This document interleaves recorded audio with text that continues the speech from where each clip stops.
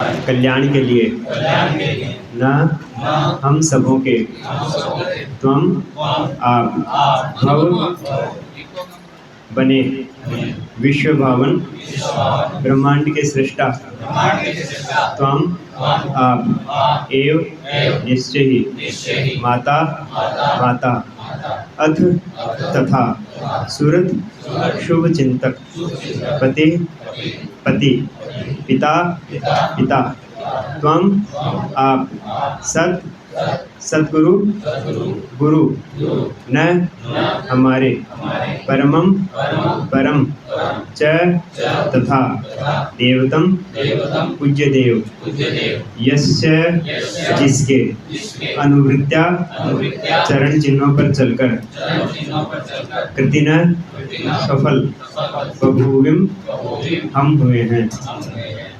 अनुवादित तात्पर्य श्री प्रभुपाद के द्वारा। श्री प्रभुपाद की ओम ज्ञान तिमिरांत। अनुवाद। हे ब्रह्मांड के सृष्टा, आप हमारे माता, शुभ चिंतक, प्रभु, पिता, आध्यात्मिक गुरु तथा आराध्य देव हैं। हम आपके चरण चिन्हों पर चलते हुए सभी प्रकार से सफल हुए हैं। अतएव हमारी प्रार्थना है कि आप हमें अपनी कृपा का आशीर्वाद देते रहें।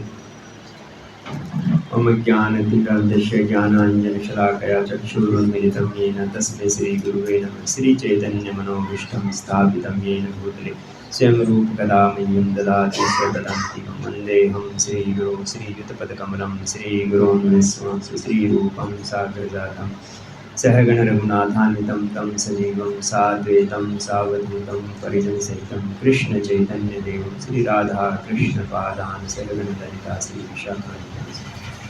जय श्री कृष्ण चैतन्य प्रभु नित्यानंद श्री अद्वैत गदाधर श्रीवासादि गौर हरे कृष्णा कृष्णा कृष्णा हरे हरे हरे राम राम राम हरे।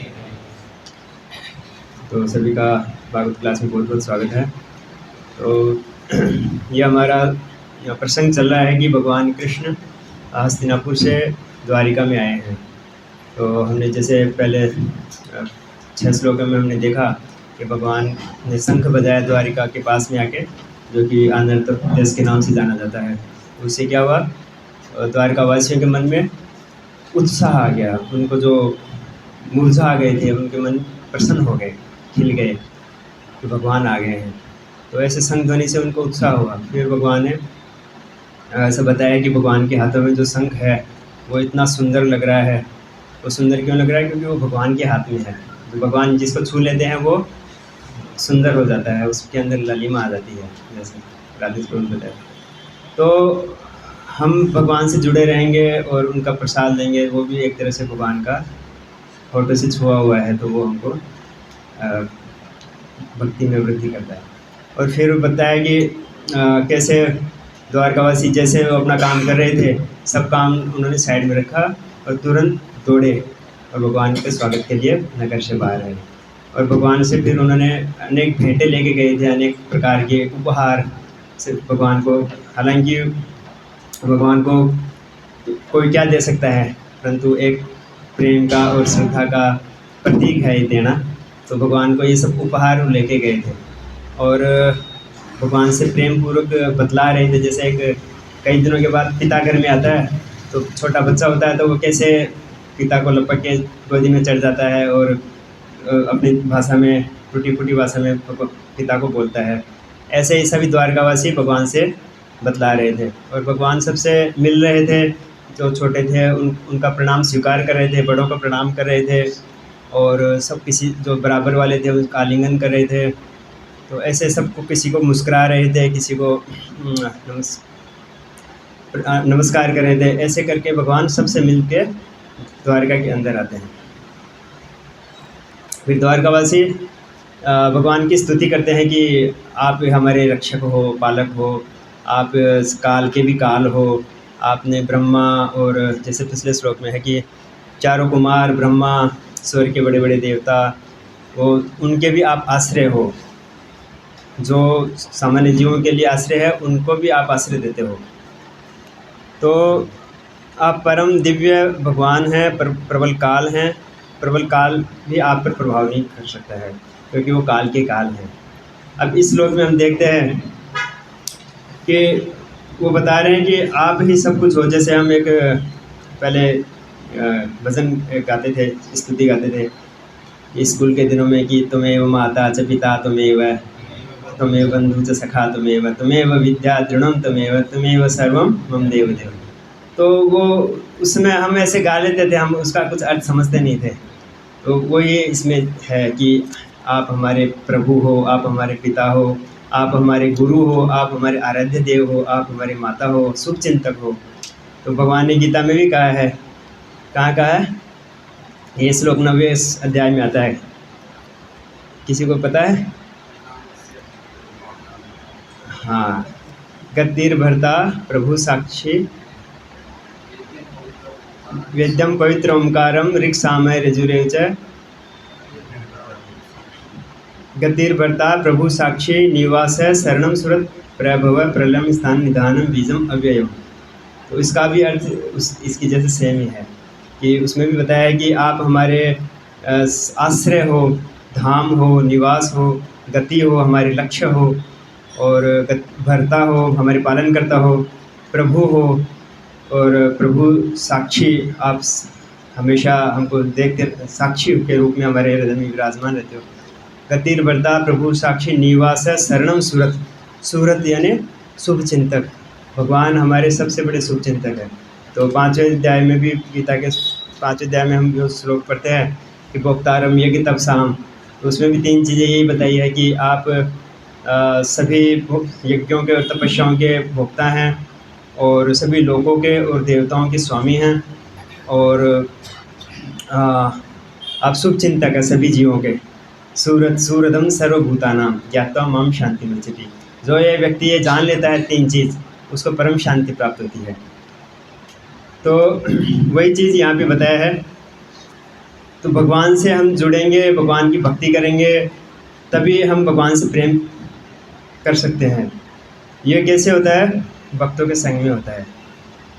अब कोई व्यक्ति बोल सकता है कि मैं माला तो घर पे भी कर ही सकता हूँ, और प्रसाद भी घर पे भी ले सकता हूँ भगवान को भोग लगा के, तो मेरे को क्यों भागवतम क्लास में जाना है, क्यों भक्तों के बीच में टाइम वेस्ट करना है, इतने दूर आना जाना। परंतु नहीं, ये भक्ति जो है किसी पे डिपेंड नहीं है, कोई भी कर सकता है। हालांकि कोई भी व्यक्ति गरीब है, अमीर है, बच्चा है, बूढ़ा है, शिक्षित है, अशिक्षित है, स्त्री है, पुरुष है, उसमें किसी चीज़ पे भक्ति किसी पे आश्रित नहीं है। तो परंतु एक चीज़ पे आश्रित है कि भक्ति भक्तों के संग में हो सकती है। हम कर सकते हैं भक्ति, हमारे घरों में कर सकते हैं, परंतु हमको भगवान से प्रेम नहीं होगा।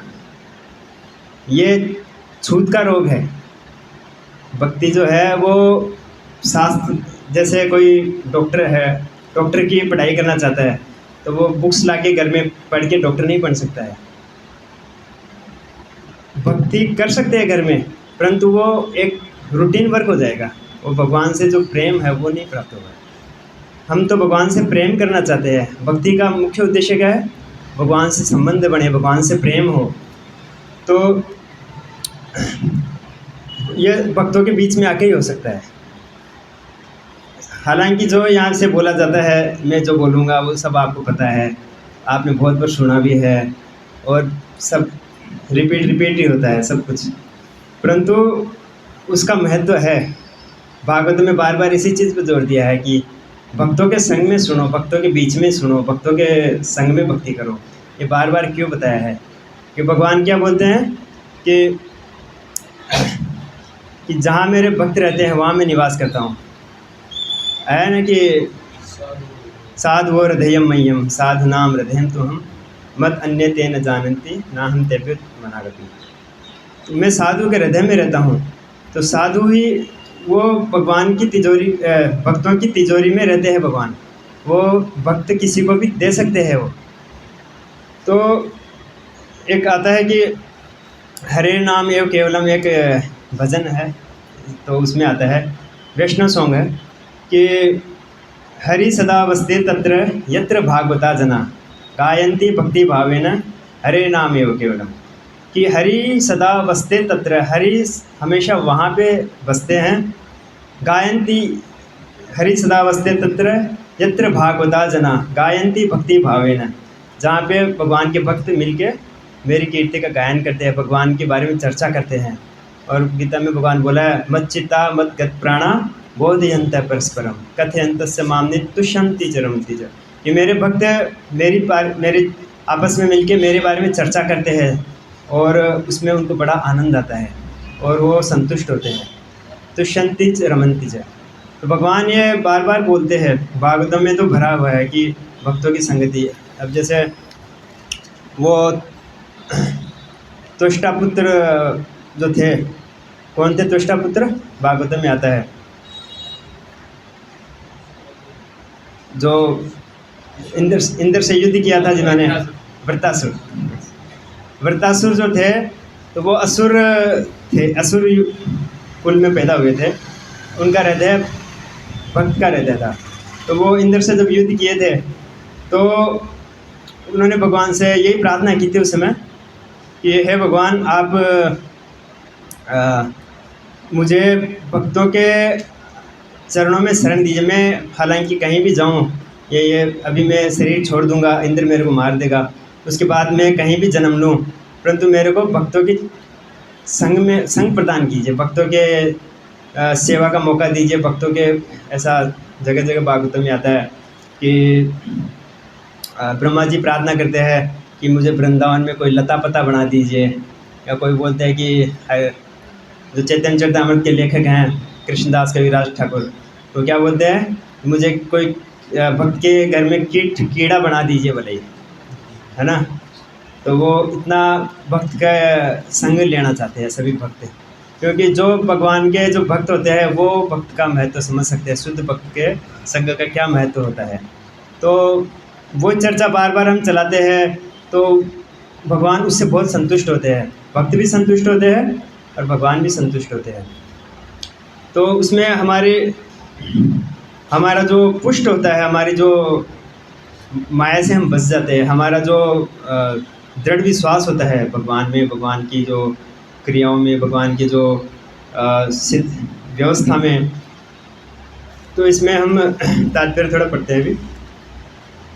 ब्रह्मांड के सृष्टा होने के कारण सबका कल्याण करने वाले भगवान समस्त उत्तम जीवों के कल्याण की भी योजना बनाते हैं। उत्तम जीवों के कल्याण की योजना। अभी उत्तम जीव क्यों लिखा प्रभुपाद जी ने? क्योंकि सभी जीवों में सबसे उत्तम योनि क्या है? मनुष्य योनि। तो और तो योनियों में भक्ति नहीं हो सकती है। जैसे कोई पशु पक्षी है, कोई उसको बोले भाई तू भागवतम सुन ले, तो वो नहीं सुन सकता है, वो नहीं समझ सकता है। तो मनुष्य योनि अभी मिली है 84 लाख योनि के बाद। तो इसमें भगवान आशा करते हैं कि अब ये मेरी भक्ति करेगा। तो इसमें लिखा उत्तम जीवों के कल्याण की योजना बनाते हैं। और योजना बनाने के लिए भगवान क्या करते हैं? ये सृष्टि का निर्माण करते हैं। कितने दयालु है भगवान। भगवान को कोई कार्य नहीं है कि ये सृष्टि का निर्माण करे। भगवान तो आध्यात्मिक जगत में रहते हैं। भौतिक जगत का निर्माण किस लिए किया है? हमारे लिए किया है कि हम लोग सुधर जाएं, इसलिए किया है। ये सब इतनी व्यवस्था किया है, इतना सब ब्रह्मांड बनाए हैं और इतने सब नदी पहाड़ समुद्र बनाए हैं, इतने सब व्यवस्था की है, इतनी सुविधाएं प्रदान की है प्रकृति के द्वारा। तो वो इतना ऐसा हमको शरीर दिया है भगवान ने, अपने जैसा शरीर दिया है। तो ये सब चीज़ भगवान क्यों करे? कि कैसे भी करके जीव मेरी तरफ आवे। तो रामायण में आता है कि सन्मुख होई जीव मोहि जबहि जन्म कोटि अघनाश ही तबहि। तो भगवान राम बोलते हैं कि कोई भी जीव जो अनेक जन्मों से वो मेरे से विमुख है, परंतु अभी वो मेरे सम्मुख हो जाएगा तो मैं उसके सारे पाप नष्ट कर दूँगा। भगवान ये बोल रहे हैं जन्म कोटि अघनाश ही तबहि। कोटि करोड़ों जन्मों के उसके पाप नष्ट कर देते हैं। जब भी कोई व्यक्ति भक्ति दीक्षा लेता है तो गुरु क्या करते हैं? उसके सारे पाप, करोड़ों जन्मों के पाप नष्ट कर देते हैं, उसको हर लेते हैं। परंतु उसको जो भक्त है उसको भी ऐसा समर्पित होना चाहिए, उसको गुरु की आज्ञा का उतना पालन करना चाहिए। जब वो आज्ञा का पालन करेंगे तब वो उसका ये फल मिलेगा। भगवान इन उत्तम जीवों को आदेश देते हैं कि वे उनके सदुपदेशों का पालन करें। भगवान अपने शास्त्र के द्वारा और भक्तों के द्वारा, गुरु के द्वारा ये आदेश देते हैं। ऐसा करने से वे जीवन के सभी क्षेत्रों में सफलता पाते हैं। जीवन के सभी क्षेत्रों में, ऐसा नहीं है कि ये जो हम भक्ति करेंगे तो हम अगले जीवन में जो हमारा शरीर छोड़ देंगे, अगले जीवन मिलेगा, उसमें हमको प्राप्त होगा उसका लाभ। अभी तुरंत, इसी क्षण, तत्क्षणात, इसी क्षण से हमको उसका लाभ प्राप्त होना चालू हो जाता है। अभी हम सुन रहे हैं, अभी सत्संग बैठे हैं, अभी हम भगवान के बारे में सुन रहे हैं, तो अभी हम क्लास के बाद हम बाहर जाएंगे, तब से नहीं, अभी से, इसी क्षण से। अभी हम, हमारे कानों में गई कोई चीज़, उसी क्षण से कार्य चालू हो जाता है। तो ऐसा नहीं कि कोई देर लगने की, चिराग तुरंत। तो भगवान को छोड़कर किसी, ऐसे कैसे होता है कि वो, अभी भक्तों का जीवन कैसा है कि वो इस भौतिक जीवन में भी वो सुख से रहते हैं। कैसे रहते हैं कि उनको कोई कामना नहीं रहती है, भौतिक कामना नहीं रहती, वो इसलिए सुख से रहते हैं। अगर कामना रहेगी तो सुख से नहीं रहेंगे। इस भौतिक जगत में क्या है, हर आदमी की कुछ ना कुछ कामनाएं होती है। वो कंट्रोलर बनना चाहता है, एंजॉयर बनना चाहता है, और मालिक बनना चाहता है, ओनर बनना चाहता है। CEO, एक लेक्चर में मैंने सुना था, CEO बनना चाहता है, कंपनी का CEO बनते ना जैसे। तो भौतिक जगत में वो कंपनी का सबसे बड़ा वो रहता है, उसका पद रहता है, कोई भी कंपनी का CEO, उसकी चलती है। तो ऐसे भक्ति भी, जब भक्ति में आ जाते हैं तब वो भक्ति में भी CEO बनना चाहता है। वो क्या है, कंट्रोलर, ओनर, एंजॉयर और ओनर। मालिक बनना चाहता है और एंजॉय करना चाहता है और अपने हिसाब से चलाना चाहता है। भौतिक जगत में ये तो सब होता ही है। हम भक्ति में आ जाते हैं, फिर भी हमारे अंदर ये भावना रहती है कि कैसे मेरे हिसाब से सब कुछ चले, है ना। कैसे मेरे को किसी भक्त ने ऐसा कह दिया है, कैसे कोई कह सकता है। लोग तो शिक्षा गुरु की भी से भी ऐसा नाराज़ हो जाते हैं कि कैसे मेरे को ऐसा कैसे कह दिया। हम जब तक खुद को नहीं सुधारना चाहेंगे ना, तो दुनिया की कोई भी ताकत हमको सुधार नहीं सकती।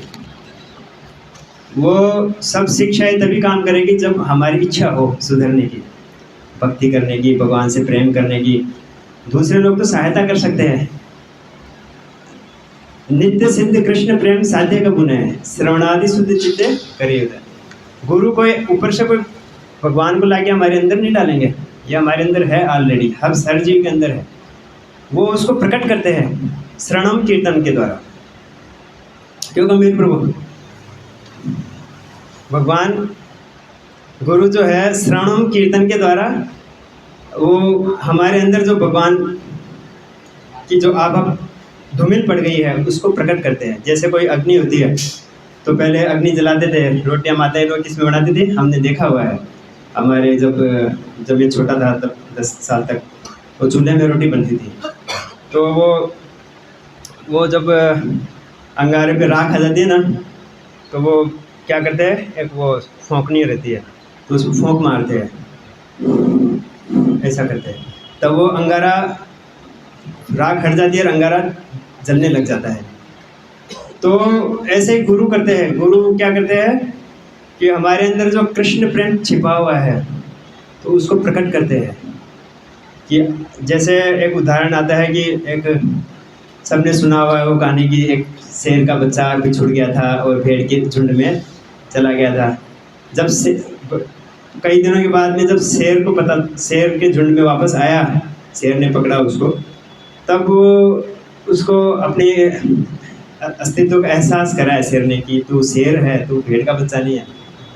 ऐसे ही ये जो सत्संग है, जो शिक्षा गुरु है, दीक्षा गुरु, हमको क्या समझाते हैं, तुम भगवान के अंश हो, ममे वांसो जीव लोके। तुम माया के दास नहीं हो, तुम कृष्ण के दास हो। तो क्यों दुख पा रहे हो, क्यों इस जगत में भटके हुए हो। जैसे कोई बहुत बड़ा पैसे वाले का व्यक्ति होता है तो वो अगर बिछुड़ गया है और वो नाराज होकर चला गया है या बिछुड़ गया है कहीं पे, और वो कहीं जाके भीख मांग रहा है रास्ते में, तो एक बार उसको देखा, उसके पिता ने उसको रास्ते में देखा ये तो मेरा पुत्र है, तो उसको बड़ा दुख होता है और कैसे भी प्रयास करके उसको याद दिलाता है, तो मेरा पुत्र है, तू आजा मेरे पास। तो ऐसे ही जब वो सुखी हो जाएगा, अपने पिता के पास आएगा, तो भगवान हमारे सबके पिता है। तो भगवान बुला रहे हैं बार बार, तुम मेरे पास आओ, मेरी भक्ति करो, क्यों इस भौतिक जगत में सड़ रहे हो, क्यों दुख पा रहे हो। हालांकि वो जो प्रकृति के तीन ताप वो कौन दे रहे हैं, वो भी भगवान के द्वारा ही माया दे रही है, भगवान की एजेंट है माया। तो वो हमको दुख दे के समझा रही है। तो देवी रेशाम गुणमयी हम देखते हैं, मामेव ये प्रपद्यन्ते माया मेताम तरंतिते, जो मेरी शरण में आ जाएगा उसको माया परेशान नहीं करेगी। तो माया ये दुख क्यों दे रही है हमको, जैसे भगवान ने माया का निर्माण क्यों किया है।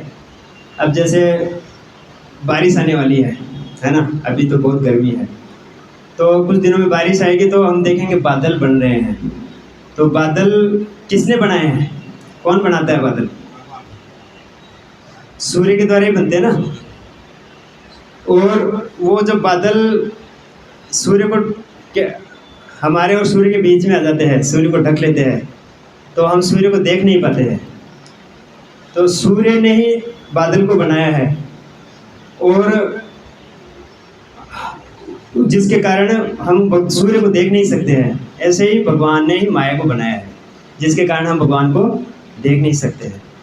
वो आवरण स्वतंत्र नहीं है, वो जैसे माया है वो भगवान ने ही बनाई है। मोहितम ना भी जानाती मामेवम परम अव्ययम, मोहित कर देती है वो बद्ध जीवों को। और ऐसे ही सूर्य है जो बादल को बनाते हैं, और बादल को हम नहीं देख पाते हैं, परंतु वो बादल कैसे हटेंगे, हमारी शक्ति से हटेंगे। बादल को हम जाके ऐसे ऐसे कर सकते हैं, हटाओ वही हटाओ, नहीं हटेंगे। तो बादल सूर्य की शक्ति से ही हटेंगे।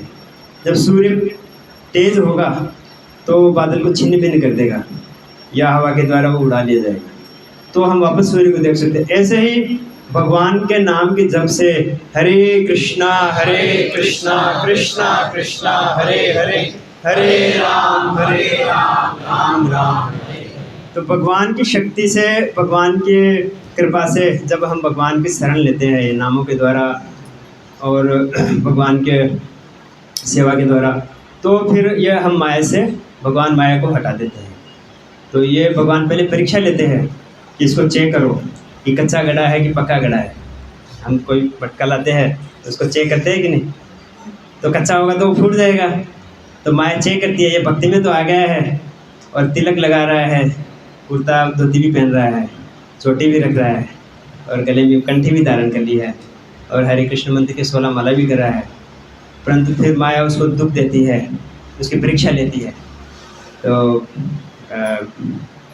जो भक्ति सिद्धांत सरस्वती ठाकुर के पिताजी थे भक्ति विनोद ठाकुर, तो उन्होंने कहा है कि माया तो परीक्षा लेगी, परीक्षा तो होगी, अब परीक्षा होगी तभी वो पास होंगे, तभी भगवान स्वीकार करेंगे। इसलिए हमको परीक्षा से घबराना नहीं चाहिए।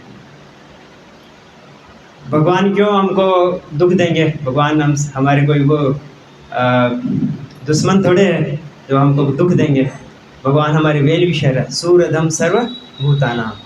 भगवान कभी भी दुख नहीं देते जीव को, हम हमारे कर्मों से ही दुख पा रहे हैं, और भगवान परीक्षा भी लेते हैं, दोनों ही चीज़ है।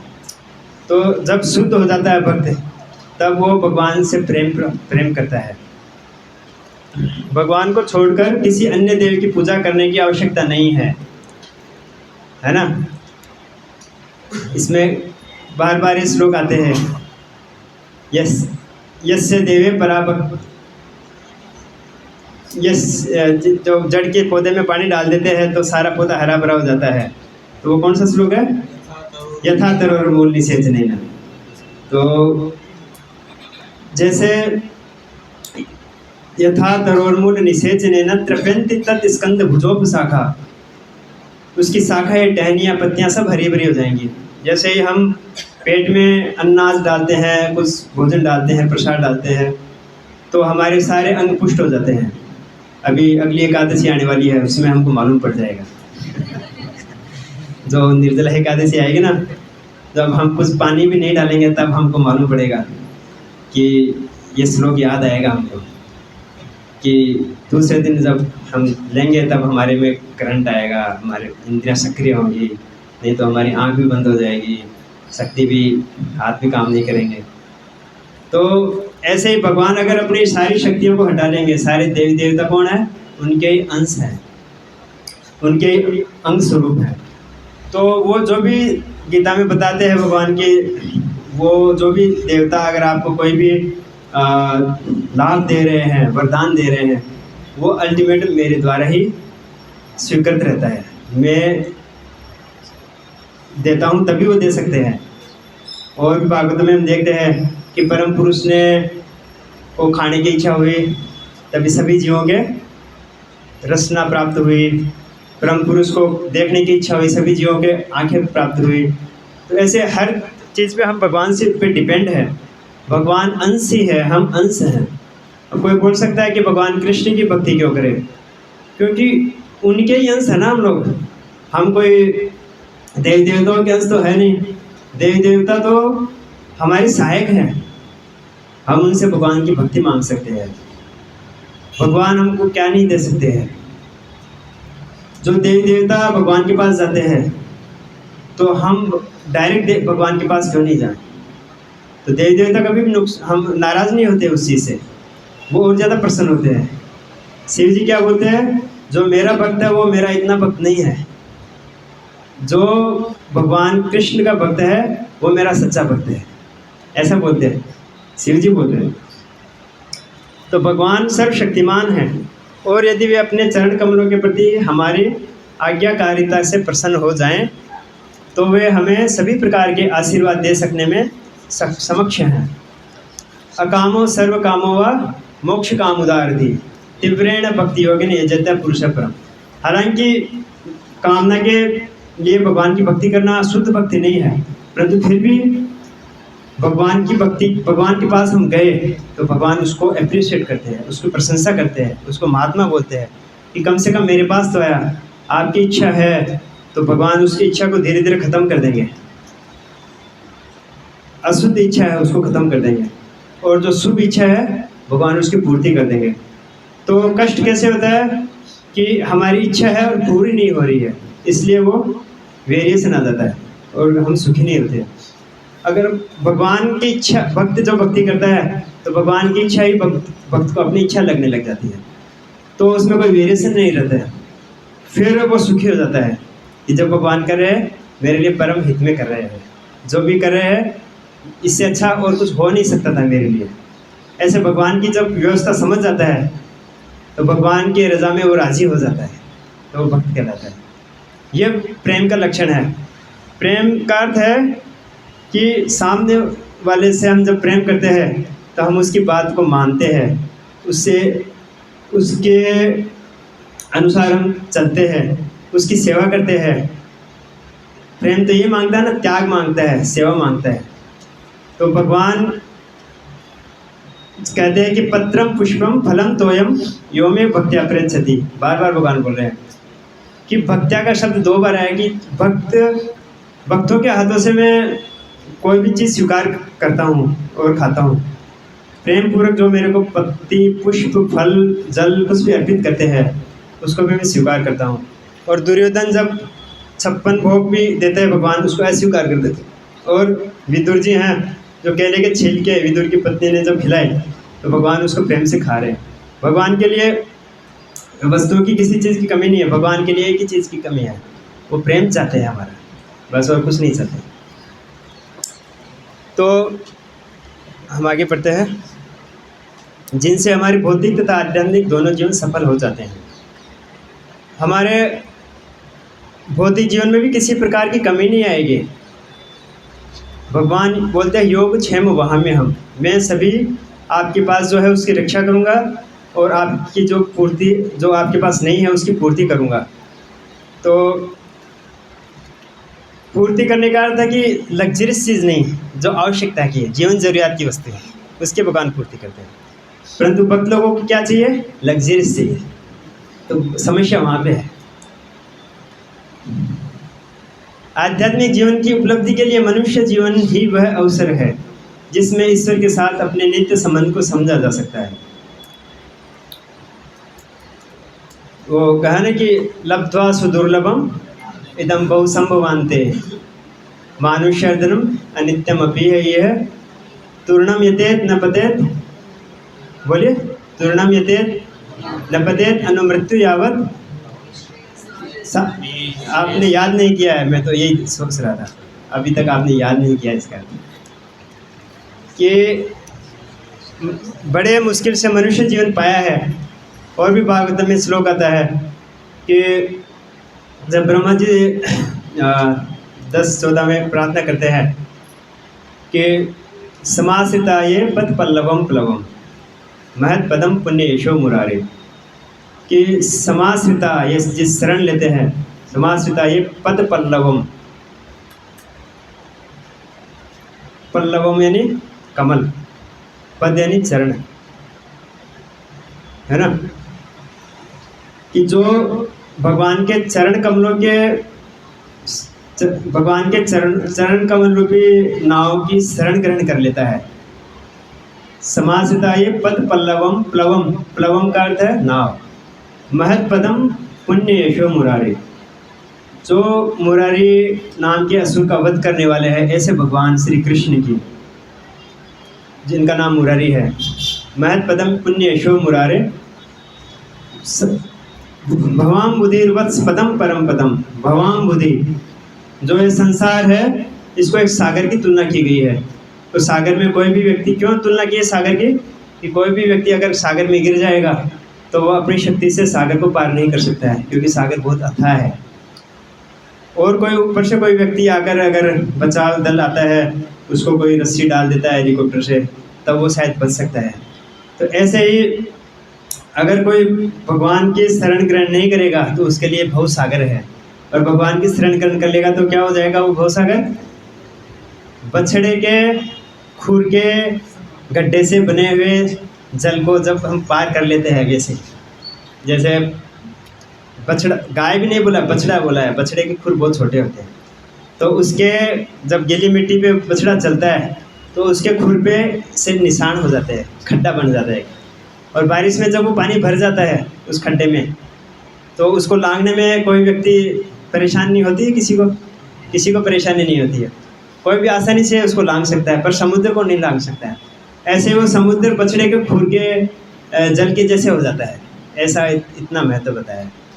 भवाम बुधिर वत्स पदम, वत्स यानी बछड़ा, वत्स पदम परम पदम, पदम पदम यद विपदाम न तेषाम, कि पदम पदम यद विपदाम न तेषाम, इस भौतिक जगत में पद पद पर यानी कदम कदम पे हमको कष्ट हो रहे हैं, जगह जगह पे हमको संघर्ष करना पड़ता है, हमारे शरीर से संघर्ष करना पड़ता है, हमारे आर्थिक जीवन से के लिए हमको संघर्ष करना पड़ता है, पारिवारिक जीवन के लिए करना पड़ता है,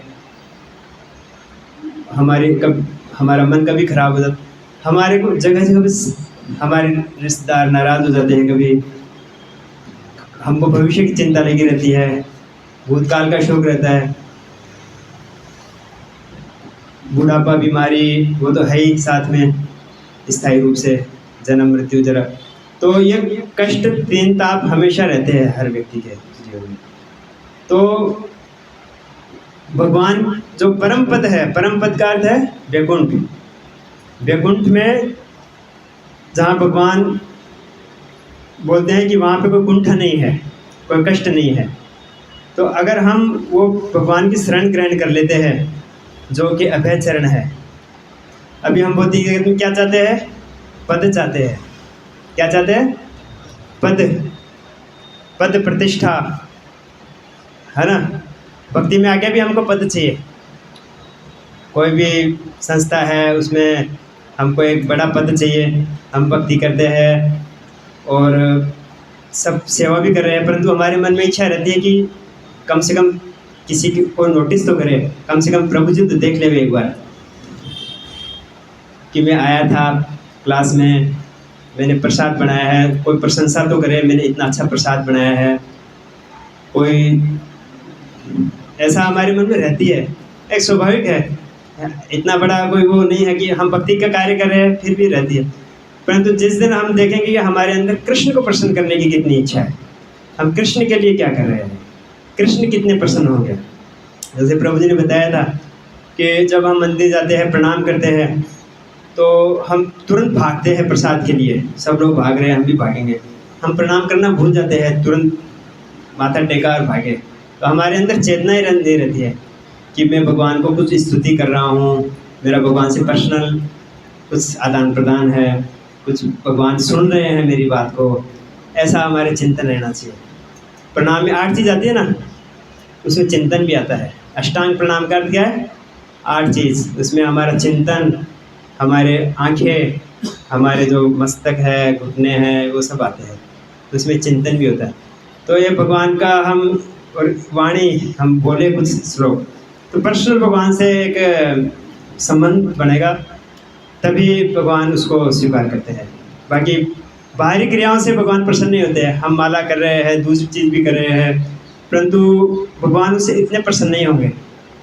वो एक वो है उसका, जैसे कोई व्यक्ति मार्केट में हम देखे हैं कि पोटला ढोने वाला है, तो उसको कुछ मिल जाता है ना, जीविकोपार्जन के लिए, परंतु इतना श्रम करके भी वो उतना ही कमा पाता है।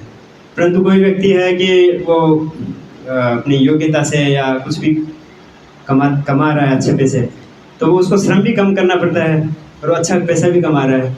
तो अगर हम भगवान की भक्ति, भगवान से रिलेशन बना के करेंगे, तो उसका ज़्यादा उसका रिजल्ट आता है। वो सुखी भक्ति नहीं है। वो जैसे प्रभु जी ने बताया था कि भगवान का हम नाम जप करते हैं 2 घंटा, परंतु हम जो 10 नाम अपराध बोलते हैं पहले, फिर जप करते हैं, परंतु 10 नाम अपराध में एक अपराध ही 2 घंटे में कम करते हैं कि हम ध्यानपूर्वक जप नहीं करते हैं। और बाकी के 9 अपराध है वो हम 22 घंटे में करते हैं। तो 22 घंटे में क्यों करते हैं हम लोग? क्योंकि वो 2 घंटे में हम एक अपराध कर रहे हैं, इसके लिए वो जनरेट होते हैं 9 अपराध जो 22 घंटे चलते रहते हैं। तो कितना महत्वपूर्ण है कि वो 2 घंटे कम से कम ध्यानपूर्वक जप करें। हम ध्यानपूर्वक जप नहीं करेंगे तो क्या होगा कि हमारी जो श्रवणम कीर्तनम का जो सिंचन है, हम भक्ति लता रूपी वृक्ष को हम सींच रहे हैं, तो वो लता जो भगवान के धाम जानी चाहिए थी, भगवान के चरण कमलों में जानी चाहिए थी, वो लता कहाँ चली जाती है? स्वर्ग लोक में चली जाती है, कभी सुख सुविधाओं की तरफ चली जाती है। तो हमारी वो लता का रूट बदल जाता है। जैसे एक एरोप्लेन उड़ता है, जाता है बम्बई के लिए, पर चला जाता है दिल्ली चला जाता है, ऐसे ही वो मार्ग से भटक जाता है।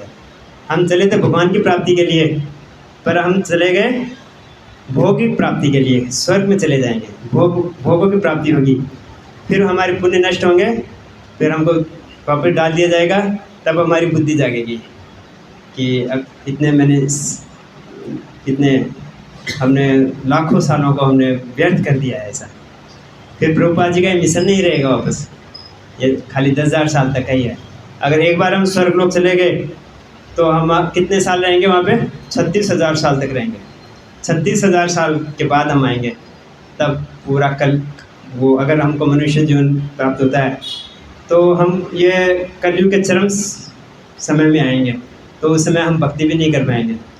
अगर हम भक्ति करेंगे तो जेल में डाल दिए जाएंगे, हमारे ऊपर टैक्स लगेगा। अभी जो सेस टैक्स होता है ना, वैसे भक्ति का टैक्स लगेगा। तो ये सब चीज़ें है, ये सब हमको मजाक लगता है पर ये सत्य है। ये उनसे हमारा सनातन संबंध है, न तो इसे तोड़ा जा सकता है न विनष्ट किया जा सकता है। भले ही कुछ काल के लिए इसे भुला दिया जाए, लेकिन भगवत कृपा से उसे पुनः जागृत किया जा सकता है, जो श्रवण कीर्तन के द्वारा वापस जागृत होता है। यदि हम देश काल के अनुसार सभी शास्त्रों में दिए गए उनके आदेशों का पालन करें, तो शास्त्र को भगवान की वाणी शास्त्र है, अगर हम इसका पालन करेंगे तो हम सुखी होंगे। बस सीधी सी बात है। गीता और भागवतम हमको कस के पकड़ लेना चाहिए, दोनों हाथों से दोनों ग्रंथ पकड़ लेना चाहिए, उसको कभी नहीं छोड़ना। रोज़ पढ़ना है, रोज़ उसके बारे में चिंतन करना, रोज़ सुनना, क्लास अटेंड करना, ये बहुत अद्भुत है। बोलते हैं कि हमारे ऊपर भगवान की कृपा नहीं है, इससे बड़ी कृपा क्या होगी। हम रोज़ भागवत सुन रहे हैं, है ना। मैं हमेशा ये बात बोलता हूँ, भागवत सुन रहे हैं, भक्तों के संग में हम आ रहे हैं, इससे बड़ी और कृपा क्या होगी। इससे बड़ी कोई कृपा नहीं है। मनुष्य का जन्म और भक्तों का संग, ये सबसे बड़ी कृपा है। भगवान के चुने हुए व्यक्ति, भगवान जिसको सेलेक्ट कर लेते हैं, वो इस प्रोसेस में भाग लेते हैं। तो सभी तो आप वरिष्ठ भक्त हैं, तो आप उनके चरणों में सब प्रार्थना करता हूँ कि कोई गलती हो तो क्षमा कीजिए। और ये तो जो सुना है, जो जितना अब मेरी बुद्धि से मैंने बोलने का प्रयास किया है। हरे वांछा कल्पतरुभ्यश्च कृपा सिन्धुभ्यः एव च पतितानां पावनेभ्यो वैष्णवेभ्यो नमः। अनंत कोटि वैष्णव।